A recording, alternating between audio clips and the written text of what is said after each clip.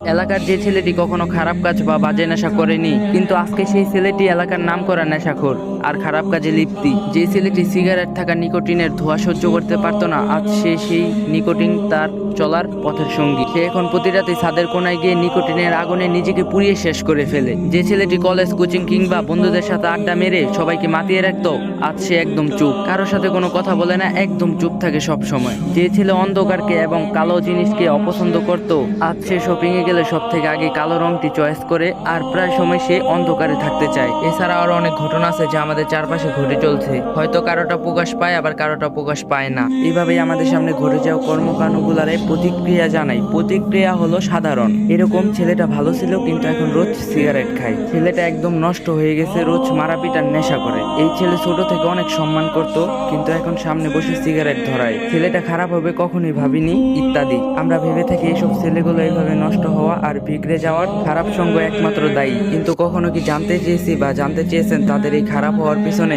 কারণটা কিসের জন্য তারা এই পথে এসেছে? একটা ছেলে শুধু খারাপ সঙ্গ পেয়ে নেশার জগতে পা দেয় না, এর পিছনে জড়িয়ে থাকে পারিবারিক সমস্যা, না হয় কাছের মানুষের দেওয়া কষ্ট আর অবহেলা। আমাদের সমাজে প্রায় অর্ধেকের বেশি ছেলে নেশায় আসক্ত হয় প্রেমের বিচ্ছেদের কারণে, আর অল্প কিছু ছেলেরা হয় পারিবারিক সমস্যার কারণে। তখন এরা বেঁচে থাকার জন্য এবং পুরাতন স্মৃতিগুলা ভোলার জন্য নেশার জগতে পা দেয়। আচ্ছা, কতটা কষ্ট পেয়ে একটা ছেলে চোখের পানি ফেলে? হ্যাঁ, আপনাকে জিজ্ঞাসা করছি যে এই গল্পটা শুনতেছেন। আমার জানা মতো একটা ছেলেকে কখন আপনার সামনে বসে তেমন একটা কান্না করতে দেখবেন না, কারণ সে জানে সবার সামনে বসে কান্না করলে তাকে নিয়ে হাসি ঠাট্টা তামসা করবে, তাই সে নীরবে তার কষ্টগুলাকে বুকের মধ্যে লুকিয়ে রাখে, কারণ ওইখানে লুকিয়ে রাখলে কেউ দেখতে পারবে না, একমাত্র আল্লাহ ছাড়া। রাতে অন্ধকারে ঘরের এক কোনায় বা বিছানার উপর শুয়ে নিঃশব্দভাবে দু চোখের পানি ফেলে কেঁদে যাবে, চিৎকার দিয়েও সে কাঁদতে পারে না যদি তার বাসার কেউ কান্নার শব্দ শুনে যায়। বাসায় যে ছেলেটি খুব হাসি খুশি থাকতো, প্রাইভেট বা আড্ডা দিয়ে সবাইকে মাতিয়ে রাখতে পারতো, আজ হয়তো তার ভালোবাসার মানুষের কাছ থেকে অবহেলা পেতে পেতে দিন দিন এত বদলে গেছে